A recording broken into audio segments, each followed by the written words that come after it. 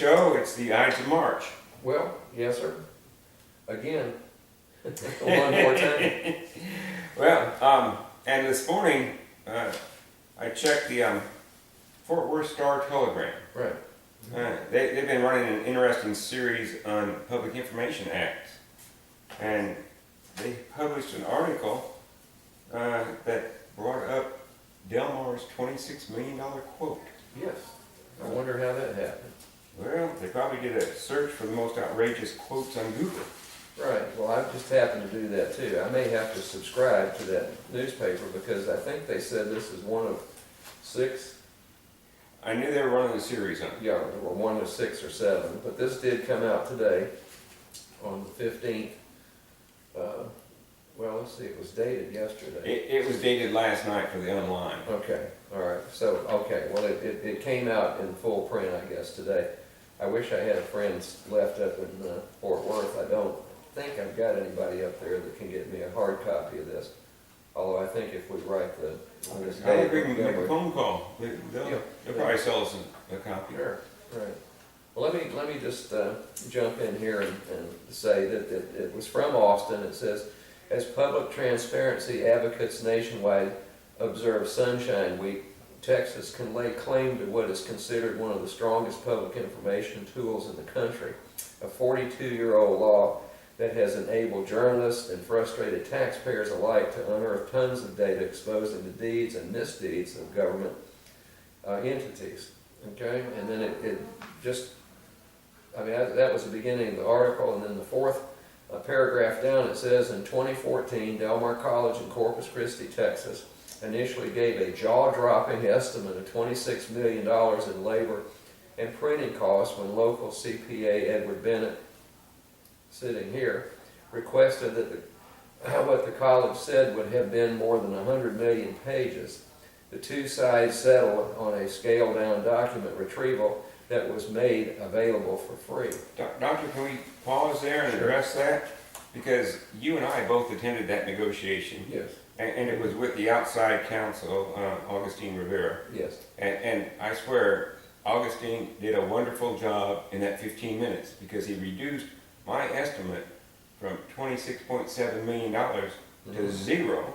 And, right. and I got exactly what I'd asked for. Right. So I can't think of any better performance. All he did, it was all on him. Okay. Okay. And I mean, it was less than 15 minutes Right. because you were able to make class. Right. Yeah. It was 14 minutes and some odd seconds. But let me play devil's advocate with that. Augustine Rivera earned his pay that day, ladies and gentlemen, because he covered Del Mar College's butt real big time by. He did, and it's sad that they had to bring in outside counsel to take care of a mess that they'd created. And what I told the Caller Times when that reporter called, I said, they handed Augie a pile of garbage, and he did a fine job with it. Right. But why did they have to create a pile of garbage to hand to him? Well, and his fees are reasonable, but they're still expensive. right. And we get, you file PIAs and you get the attorney's bills, and it's substantial. Oh yeah. His are substantial. Now the people in Austin, Grave Daughtry, they're more than substantial. Oh yeah. Well, that's I better not say rip off on the air. You didn't hear that, folks. When you're charging, and many firms do charge over $400 an hour. Yeah. Not in Corpus that I am aware of one guy in Corpus that does, but not many of them. There's several that do, but we can't mention them. But you know this, and then if you go in a couple more pages. Now, when I printed this out, I think it was 6 pages long. The printed version off of the internet. And let's see, it goes back and addresses this. It says, Bennett, the Corpus Christi CPA and a member of the local Taxpayers Association, said he lodged his request with Del Mar College in September to look into what he said were write-offs and debts, which is what that indeed happened. Then it said that in a September 11th response, college officials said it would cost $26.7 million to print out 105 million pages of documents, along with labor charges to make the printouts and redact sensitive student information. They also offered a less costly option of letting Bennett sit with a programmer and view the electronic data for $60,508 to cover 44,032 hours of labor. Now, what I want to find out, Ed, is who in the world came up with those numbers? Well, actually, it was Mr. Johnson, according to the information I got, because I did file a PIA for that. Right. And I got, I use Excel, but they didn't seem to use Excel to come up with this. It looked like a handwritten piece of paper with notes on it. A guesstimate, maybe? And calculate. Well, it couldn't be a guesstimate because look how detailed the charges were. Right. And so they had to know almost to the document. Right. It's like 105 million, not a round figure. They had it down to the number of documents. Mm-hmm. So it's a very precise calculation. Now, keep in mind, I asked for, on the original request, the detail of the general ledger for 7 accounts. Right. That's a standard accounting report, the detailed general ledger printout. Right. And they extrapolated that out, somebody there extrapolated that out to 105 million documents. But the confusing thing is the quoting here from Miss Jackson. Okay, let me just go on. It said, Bennett said he originally considered the response a roadblock to keep him from investigating the school's finances. But Claudia Jackson, the school's executive director in strategic communications, and I think it's governmental relations, said in a telephone interview that the school is committed to public disclosure. Well, it's not, folks. I mean, that's a blatant untruth. And I want to address that in a little bit. Okay, all right. And then it says, Bennett's request, she said, was very, very detailed, resulting in the, in quotes, astronomical price when the 10-cent per page charges and labor costs were calculated. Jackson said the school presents a smaller alternative package of records at no charge. Bennett said he accepted the material but still plans to pursue his inquiry. Can we clarify that a little bit? Sure. Because I remember when Rick Spurl with KRIS went over and interviewed Miss Jackson, she didn't mention that then. She said it was a mathematical error. Right. And as I recall, she kept saying, I can't say it. I don't know how many times I have to say it. It was a mathematical error. Yeah. And now it's not a mathematical error. No. It's, and in fact, the alternative package that was submitted to me is the one that we negotiated, which was my original request. Right. It was 179 pages. It was less than 200 pages of printout. Right. Because we are taking the financial statements and following the audit trail backward to the source document, which we've been doing for a year and a half or more, right. to try to figure out why the accounts receivable bad debt write-off has gone up dramatically while the student count has gone down dramatically. Right. It didn't make any sense to us. No. Now, in following that trail, just to reiterate some things, after that, this was the first leg in the trail. So we worked our way backwards, and after I got this, I said, okay, we want the detailed subledgers for this $185,000 that of accounts receivable that were written off. That's when we got a memo from Mr. Johnson to Tammy McDonald that explained that no subledgers existed because of a 2010 accounting conversion. Right. And as soon as I read that, I was standing in front of Miss McDonald. I didn't say anything, but I said, I thought, that is one horribly blown accounting conversion. Right. And an accounting conversion from one system to another, this does not, the thing that was blown is not really accounting, it's common sense. Now, if you got 1,000 accounts before you start, and you got 990 in the new system after you finish, you missed something. Something's wrong. Yeah. So I don't think that's accounting, I think that's common sense. Right. And now to accentuate that a little further, on another, because we keep following this trail, we're going backward on the audit trail. Right. take it a little further, we asked for more information and got another memo, this time from Dr. Sloan to Dr. Escamilla. Sloan's the CFO, Escamilla's the president, and it referenced this 2010 accounting conversion where approximately $9,600 in accounts receivable from taxpayer-supported entities was somehow lost in the conversion. So again, and they said something about some turnover. Right. But again, that's not accounting, this is just common sense. Who cares about the turnover? If you had 1,000 accounts before you start, you better have 1,000 after you finish. That's right. And it said they converted the data in summary form, not in detail form for specific accounts. Okay. Now, why would they do that? Well, That's what we're here to find out, Ed. you know, and I guess, and we are. And let me roll into one other little aspect here, since we're on that subject. In December 10th, I sent in a Public Information Act request for the more information on the bad debt write-off. And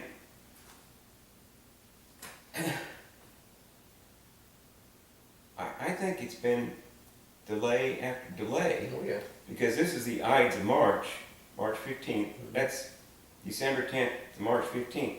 And I had an initial response, and it said she would probably have the stuff ready on March 13th. I didn't hear anything on March 13th, so I sent an email and said I'd like to come and view it. And after I sent that email, I got this from Miss McDonald that's asking for additional days, because what they did, they originally, I sent it in December 10th. They said it'd take more time. Right. So they took more time. And then they gave me a package, and you went there with me. Oh, yeah.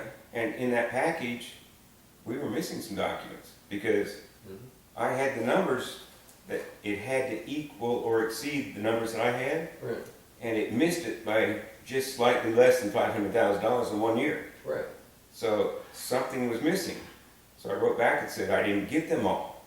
They needed another 15 days, and now they need more days.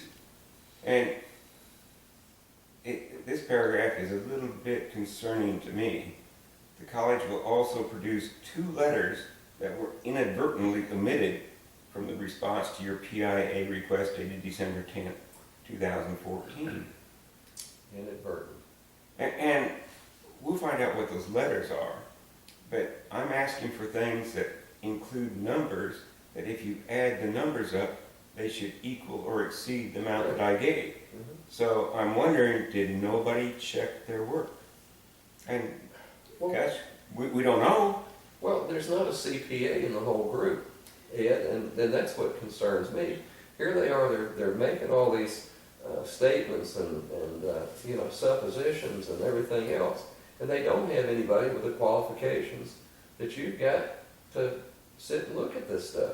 And they don't have an internal auditor either. No, no. So they, I don't really know what John Johnson's background is. I think he's got an accounting degree, but I know he doesn't have a certificate in public accounting. No. But I suspect, based on the work that I'm seeing, that he may not have public accounting experience. I work for a Big 8 firm, Right. and that enhances the training that you get in college. Sure. So then you see things and you say, oh, we don't want to do it that way. Right. Enron did it that way, we want to avoid that. Right. Well, it's called experience. And it's valuable. Now, another thing, since you don't have the quality of help there, you need an internal auditor to check the work. That's right. But the internal auditor has to have the quality background as well. So you're going to have to pay a lot of money for it. Well, gosh, doctor, we're already wasting a lot of money. Yeah. Well, for what was the total write-off? $2,838,000 some odd dollars. You can hire a lot of. For a 7-year period. And and that's taken out of their audited financial statements. Right? We're extracting the numbers from the audited financial statements, And then we're asking for support for those numbers, which I was an auditor. Every number in the financial statements that you audit, they're supported. Yep. So you have to be able to go back and recreate those numbers. These people are having a very difficult time recreating the numbers. Yeah. Or they can't find them, you know, they say, oh, we don't have that. Well, why not, taxpayers? And why did we lose $9,608? The city of Gregory owed Delmar $596.50, and during the conversion, we lost it. Mm-hmm. And we can't find the original document, so we can't collect it. Well, the city of Gregory probably has the original document. Ask them for it. Yeah, I mean, it was for some sort of service. I mean, they certainly don't want to tune into this show and find out that it's missing. Nueces County Com, $4,051.70. Now, these are big numbers. Oh, yeah. LCS Corrections, I don't know who that is. It's probably a prison, $2,974. These were for services. Mm-hmm. Okay, you had some turnover. Go back and dig through the records. That's right. There were students associated with this, probably. It's very concerning. This is appalling. Oh, yeah. That and the memo from Mr. Johnson to Ms. McDonald, those memos, both of those, should have had a resignation stapled to the back of them. Sure. And it's not accounting, it's common sense. Nobody would do that. No. Now, I don't think the taxpayers really care if it's incompetence, gross negligence, fraud. They don't care when their money's gone. Right. They're mad. Sure. We're taxpayers. We see the money's gone. Now, honestly, at this point, we don't know why. Well, I would always try to think the best of things, but this one just baffles me since, what was that, August 2013 when that first surfaced? In that 5-foot stack, those 3 buried pages. Mm-hmm. Yeah. Unbelievable. And then if you look at that conversion, what is that magic number, 185,000? And we found that one year's write-off for 185,000. It certainly looked like a plug figure. And when you include the fact that Verizon was in there, that according to the records that Andrew got from KRIS, it showed that Verizon had paid that account. And then he also got the standby letter of credit that was associated with that account. So even if they hadn't paid it, they take the standby letter of credit, which is a negotiable instrument, down to the bank, and it's paid. Get your money. Yeah. Yet Delmar wrote it off as uncollectible. So I don't think that one was uncollectible. No. Their records show it was paid. It has every similarity to a plug figure of any accounting I've ever seen. Yeah. I mean, our general ledger was off by $185,000 from the sub ledger. These accounts equal $185,000 coincidentally. That's the difference. We'll write them off. And then we get this other one, so it really wasn't off $185,000. It was off much more. Oh, yeah. And at this point, honestly, we don't know how much it was off. No. And Well, we'll just keep digging. their memos show that their conversion was failed. It was a failed accounting conversion, in which thousands of dollars of taxpayers' assets simply disappeared. Yeah.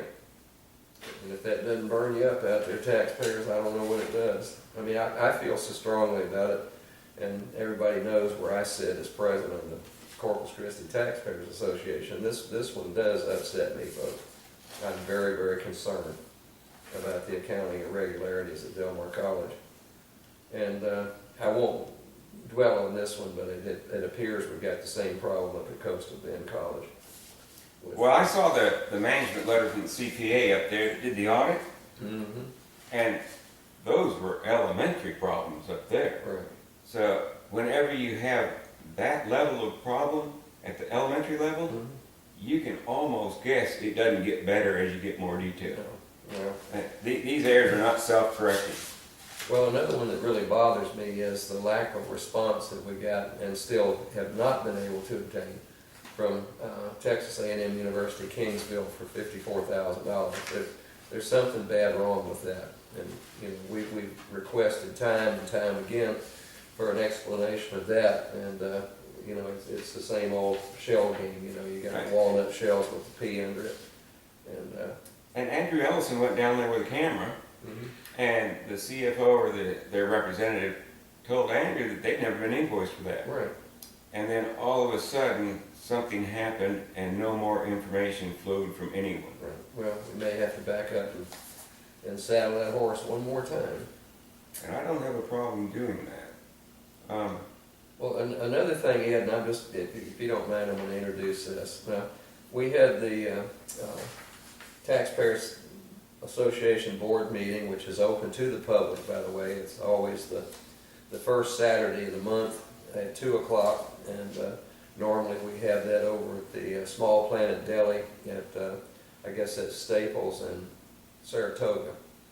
Now we do have, if you want to plan this one out and find out some more about the way the taxpayers are handling this or not, on April 25th, which is I think the last Saturday in April, then we have the general membership meeting, and that's going to be at 2 o'clock at Silverado Smokehouse, and that's at what is it? That's Weber and Galahar, I think the corner. Yeah.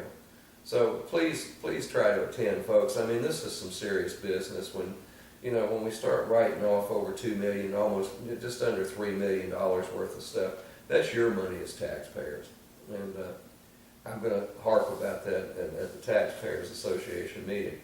Now, at this last meeting this month, a week or so ago, then one of our members, and she said she did not mind at all that I mentioned this on the air, and I did on my South Texas News and Reviews, and I'll do it again on what's going on in Corpus Christi, which is more of a taxpayer's 30-minute show that's on public access. And I think that's referenced on the cctaxpayers.org That's site. right. Yeah. Yeah, So, you've got a website now. right. And you've got a Facebook page. Right. So if you want to comment in any way, that's cctaxpayers.org, and just let us know, what you think about all this. And this is going to blossom, I hope, now that we've got that website up. But one of our members, and Jean Perkins, and she said she didn't mind me divulging this.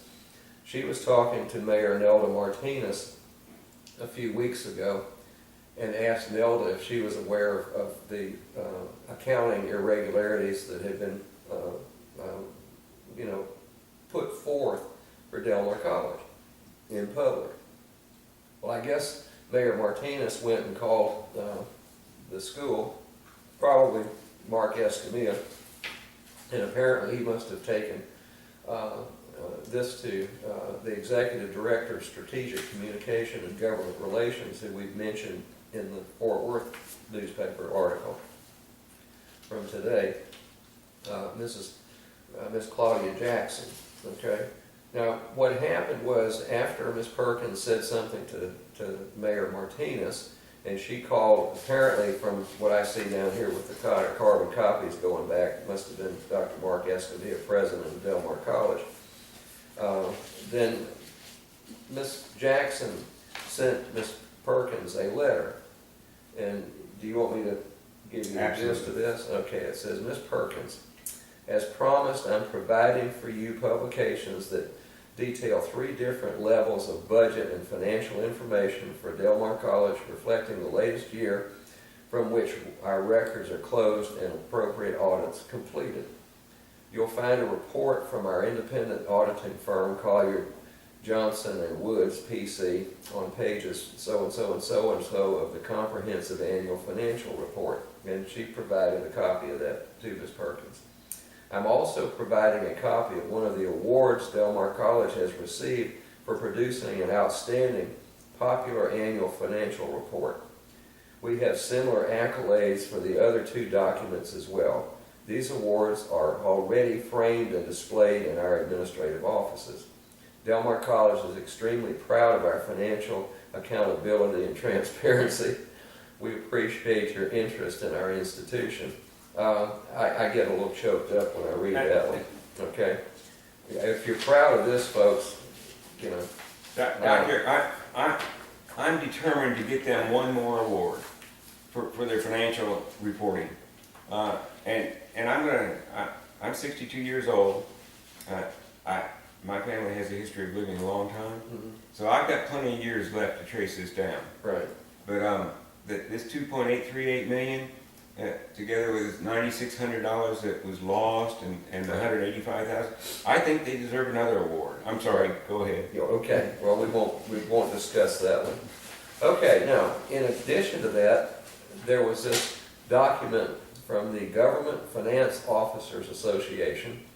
It says award for outstanding achievement in popular annual financial reporting presented to Del Mar College, Texas, for its annual financial report for the fiscal year ended August 31st, 2013, and it's signed by Jeffrey, somebody, I can't read the last name, executive director and CEO.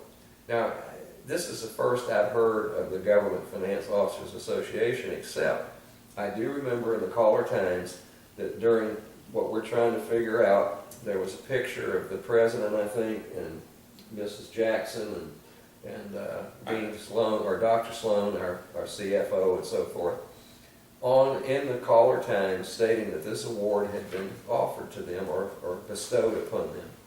Now, if you look up the Government Finance Officers Association, then what they have is a website, and it says join the CFOA, okay?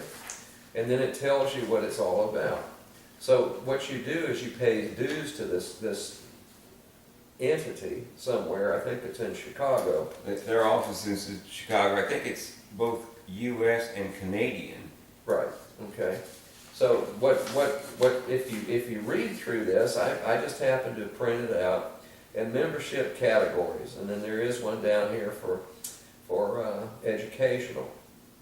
Now, you can get membership information and forms. So I don't know how much this costs. I didn't look up the cost on this, but I did delve a little bit deeper into this to find out what these awards were all about. So if you look in there, it says award programs. You've got a certificate for achievement for excellence in financial reporting program, okay? Distinguished budget presentation award program. Popular annual financing reporting. So let's see, what was this one? I thought I had it there. I guess I put it in the back. It was outstanding achievement in popular annual finance reporting. Okay, so that's on this list. Now, the thing that bothers me about this is they pay into this thing, okay, and then you've got all of these awards that you can have, the awards programs. So, you know, if you pay that kind of dues to these things, I think you're going to get an award somewhere or not, right? And maybe the more dues you pay, you get a package, you'll get all three of them. Now, and so, let me just put it to you bluntly, Del Mar College. If you have enough nerve to pay for a frame on top of insult for this, okay, to frame this and have it in the administrative offices over there, then, you know, all I can say is for shame. You wasted money for a good frame to hang a bunch of nonsense in. And then if you delve further into it, Certificate of Achievement for Excellence in Financial Reporting Program, and it goes down, Distinguished Budget Presentation, Popular Annual Financing Reporting Award Program, and so forth, and it goes down here and gives you all this nonsense about how many awards you can win for just your dues. So I'll bet you every member of this whole organization, this Government Finance Officers Association, has got all this same garbage hanging on the wall somewhere. And I did look at the fee schedule, and it's not insignificant. Do you remember about how much? No, I think I may have thrown up Well, on I the think, screen. I feel a Public Information Act request coming for the amount of money that Del Mar College pays per year and has paid over the last 10 years to the Government Finance Officers Association. And I'll tell you, I have worked on financial statements most of my career after getting my master's degree, All right. and in either auditing them or preparing them. And here's an example of one of the award-winning footnotes. It's footnote 14, which I took most of my information from footnote 14 in the audited financial statements to come up with the $2.838 million. Okay. And I drew them a roadmap where I got the information, Okay. and then 3 months later, they still can't give me the detail. Oh, I know. So they must have won an award on these financial statements, but they can't find the detail, or they're having a great deal of difficulty finding the detail. And you know, and I'm glad they're getting those nice awards. Here's their student count. 2010, Del Mar had 12,236 students. In 2015, and I got this from their internal records, the spring semester had 9,992 students. Now this is full-time, part-time, dual credit, and I don't have the breakdown, but in prior years or prior semesters, the full-time was less than 3,000. So we've lost, with the student count, we've lost 2,244 students, or 18.34% since 2010. Right. Now, that's like navigation awards for the Titanic. Right. Great, you're doing real well, except you're losing students, Right. and your cost is astronomical. Mm-hmm. It's been going up. Based on my research, 6 months ago, it was one of the costliest schools in the nation Right. for a community college Mm-hmm. to educate a student. Right. The tax rate that we have to pay on our property has been number two or three in the state. Yes. Uh, I know. I pay mine every year. and then the real insult here, I think, is the debt per student. The debt per student ratio. Mm-hmm. Before the $157 million bond issue was approved, the debt per student ratio was one of the highest in the state of Texas. Right. Now, after the funding of that, and that's going to be funded over a number of years, Mm-hmm. but after the funding of that, it's going to be, I believe, about six times the average debt per student of an average community college in Texas. That's right.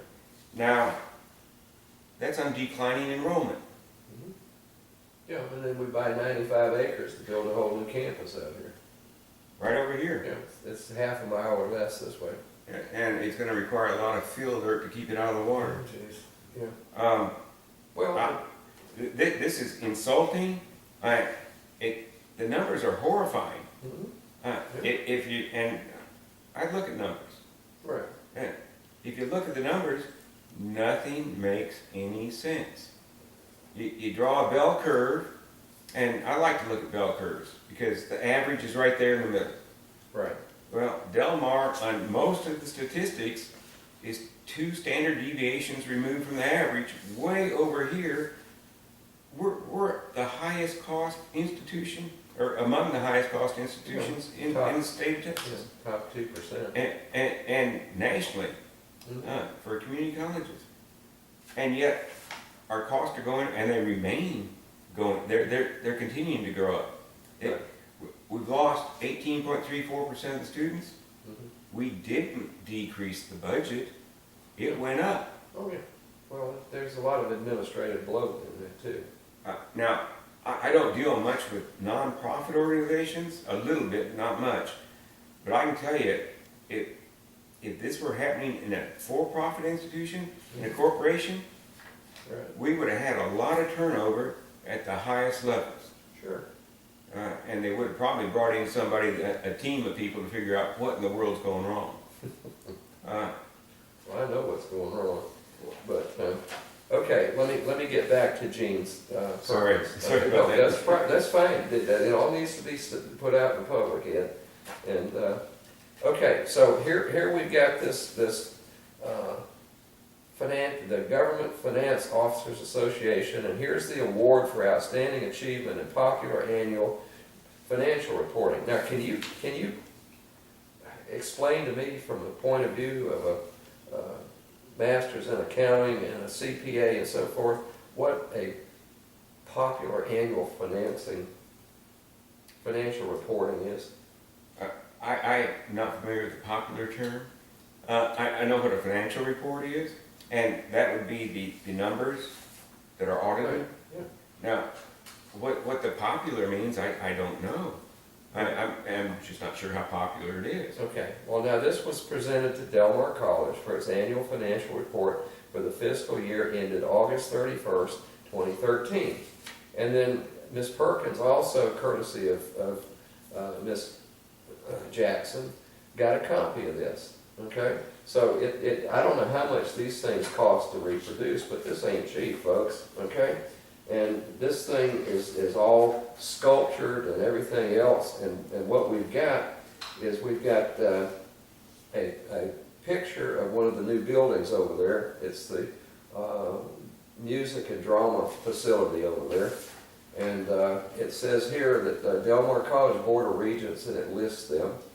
And then you turn another little panel, and it says a message from the president, and it's signed Dr. Mark Escamilla, PhD, president of Del Mar College.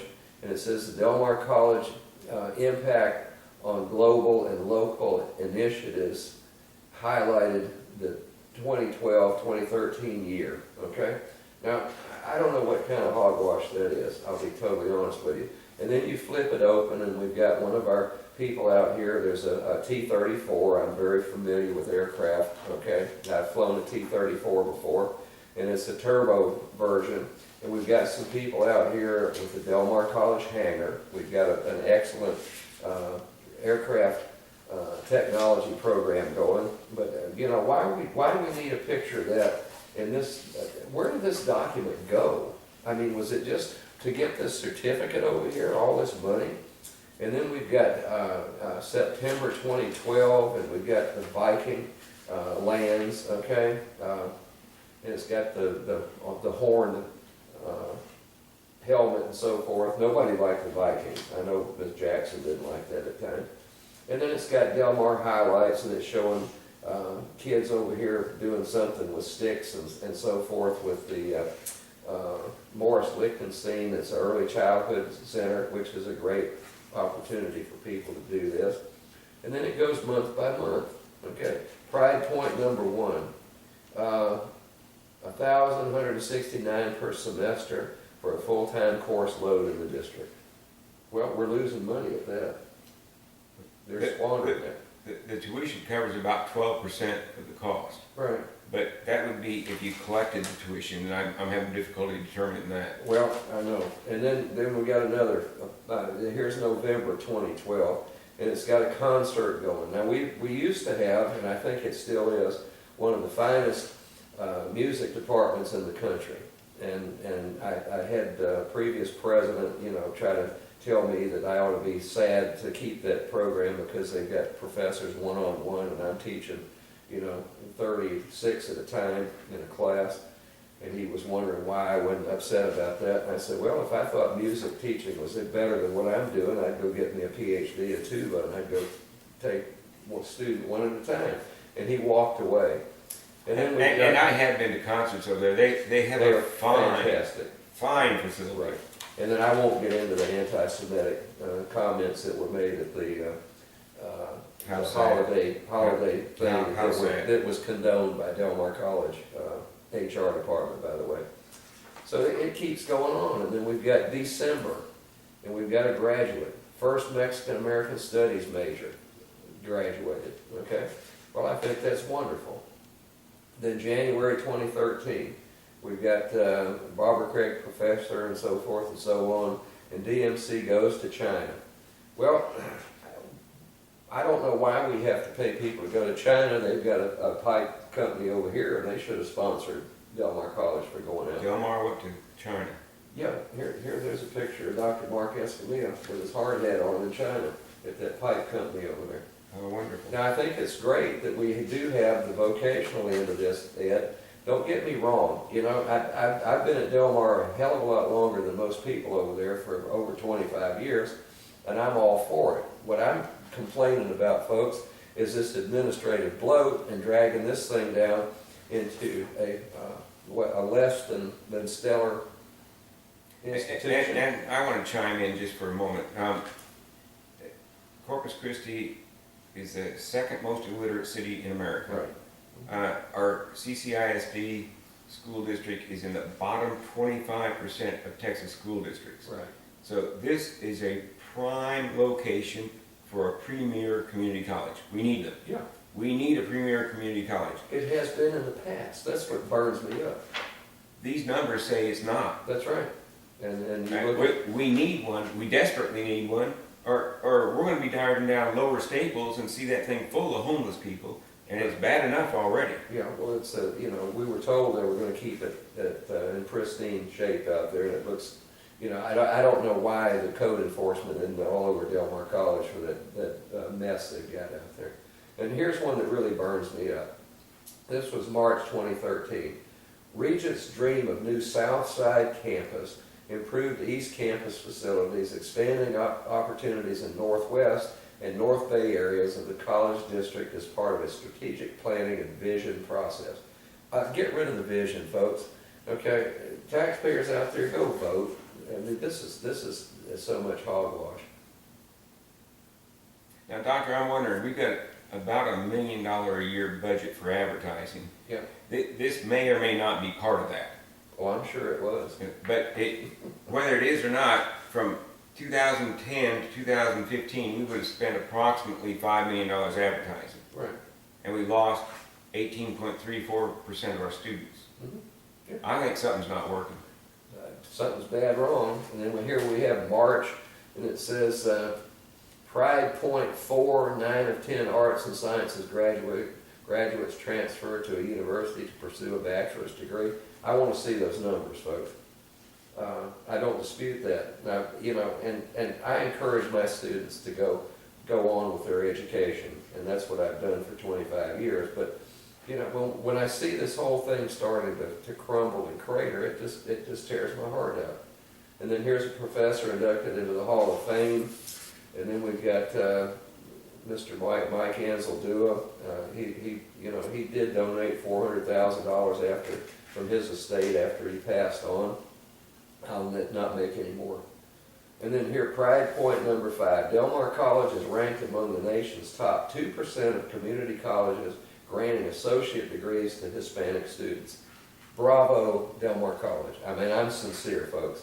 But, you know, why we have to have it race-based, I don't know, but I guess that's what the current vogue these days. I don't see color when I teach. You know, I just try to get all my students through. And it goes on and on and on, you know. Nuclear medicine technology, but look at this, folks.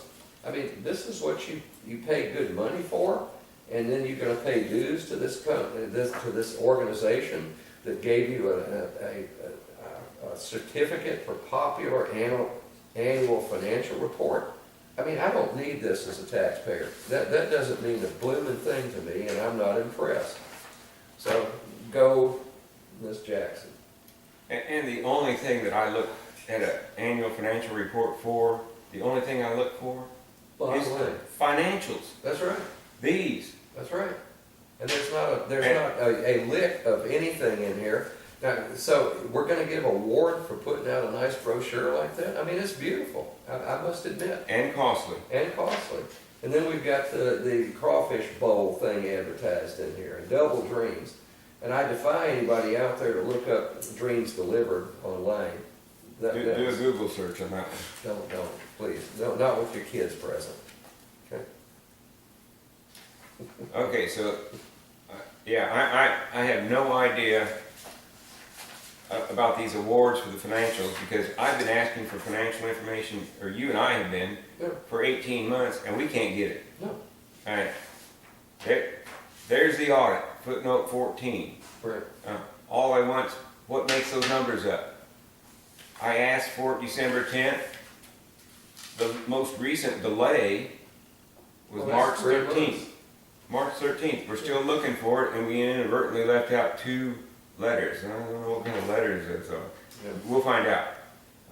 March 25th. And, yeah, well, we'll find out then, but then what do you think the chances are it'll all be there? It won't. It never, well, we've had very poor We've luck. been through this time and time again since August 2013, ladies and gentlemen. And all I know is, you know, I don't get mad, I get even. But this is, I can't say I'm discouraged.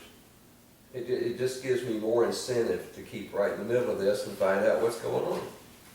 I don't like people that you know, it's like that movie, what was it, The Best Whorehouse, little whorehouse in Texas, where the governor's doing the dance and he says, now you see me, now you don't. I'm here and I'm gone. I mean, give me a break, folks. You know, I don't think that either one of us sitting here is damn dumb we can't figure out what's going on. Well, and this really is not rocket science. No. All we're looking for is, you said in your audited financials that you wrote off this debt. We want to see it, and we can't seem to get it. No. Months and months. And you know, I've looked over this is an excerpt from the Public Information Act. It's actually an act. Right. It's a law, and it's the one that the Star Telegram has been running a series on. Mm-hmm. And we have filed, well, I guess I filed several PIAs, and it may look from somebody on the outside as if I'm doing a lot of PIA filing, but it's for the same information. Right. And it went, it's been a few months because on September 11th, they wrote me the $26.7 million quote. Right. And so I was given a contact at KRIS News, and then he said, well, why don't you write the Attorney General? I said, well, that's an awfully good idea. But as I think he said, call the Attorney General. Right. So then I called, and I think he'd already called him.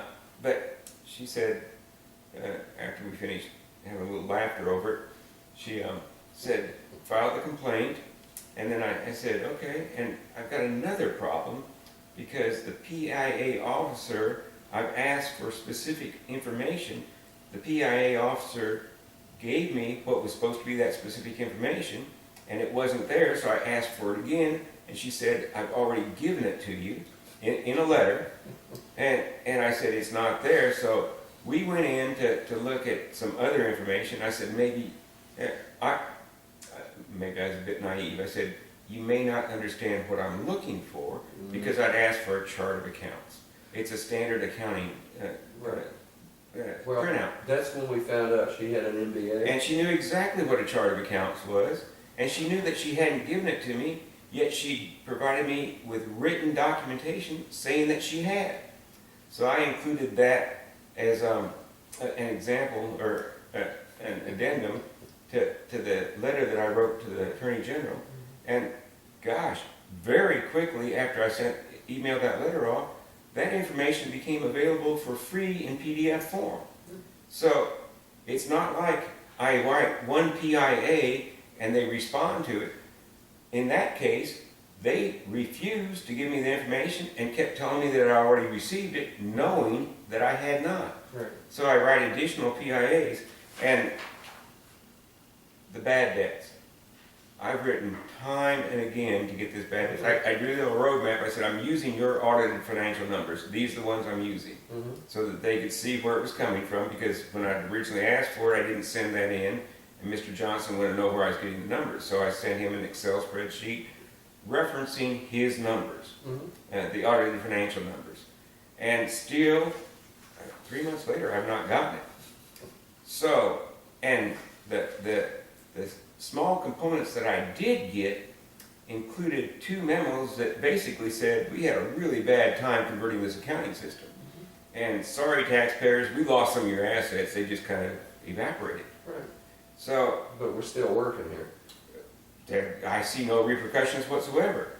So I combined that with some other documents and some analysis that I'd performed, and I think I ended up with about 26 pages.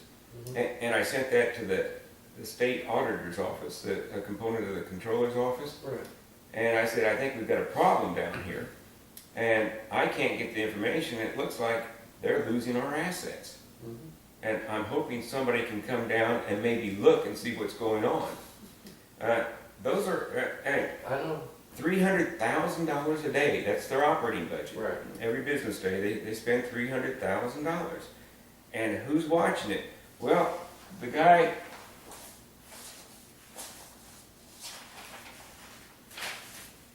that wrote this memo that said we had $9,600 disappear in our conversion is in charge of that accounting system that is burning through $300,000 a day. And the man that's second in charge would be the college controller, who wrote this other memo, which I can't seem to find. There's the 9,600. He's the one in charge. That's CFO. Now, we lost $9,608.85 in a conversion in 2010. Okay, that's the guy in charge. That's the CFO. Now, the second man in charge would be the college controller. And he wrote the other memo about the failed conversion that lost $185,000. So those are the two guys that are leading this ship. And who's watching? Who's the internal controller? We don't have one. We've got a sign. It says internal controller that way. And I go that way and I'm going to walk in a circle because there is no internal controller. I'm sorry, internal auditor. Well, $300,000 a day. well, what's the bottom line, Ed? We don't know. Well, so let me make a request to the people watching this one. Would you please go into cctaxpayers.org and write your comments in there about what you've heard today? I mean, if I'm wrong or if Ed's wrong, let me know. But do you mind losing that kind of money? $2,800,000 And I think plus? Facebook is probably easier to get to. Okay. CC Taxpayers on Facebook. Okay. Leave your comments. If the people of Corpus Christi don't have a problem with assets evaporating, we probably need to know that because we're devoting a great deal of time and energy to try to figure this out. And it is a lot of time. We've been after this bad debt thing for 18 months, and still we haven't gotten an answer. No, I mean, it's been since August of 2013, folks, essentially. And if anybody thinks the $26.7 million quote was not a roadblock, I'd like to know. It went from a math error? Math error to, well, it was just too complicated for us to figure it out. The 7 accounts for the detailed general ledger printout for 7 accounts, I can see where that would be confusing to some people. Right, but not a sophisticated CPA. Well, probably not a person that had had the first 2 classes in accounting, the sophomore level. I think they could probably understand that. And I tell you, well, I won't tell you. Okay. All right. No, we better leave it at that. But please contact us, folks. Okay. Either through the Facebook at CC Taxpayers or the cctaxpayers.org. If you want to email me directly at gsansing@gmail.com, do that. I've got a show, South Texas News and Reviews.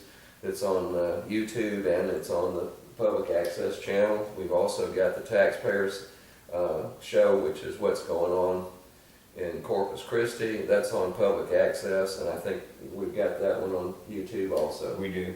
And then Ed's show, you can just Google in Ed Bennett, I think. Some of those are on, not all of them. Right. But yeah, we'd like to have feedback. We're putting a lot of effort into finding out what really happened to our assets, our taxpayer assets. Those belong to us. Right. It's an issue now of fiduciary responsibility. Right. And has it been breached? We're going to find out. Yeah. Well, we've got, there's several hundred Taxpayers Association members, folks, that are watching this like a hawk. So I wish you'd all get involved with that and, come to our meetings. And first Saturday of the month. Now, April, we won't have one. That's going to be the big meeting on the 25th of April at Silverado Smokehouse at 2 o'clock in the afternoon. That's the general membership meeting. So please come over there and help us out. Doctor, I think that about wraps it up I for this think show. it does. Okay, thank you so much. Thank you, Ed.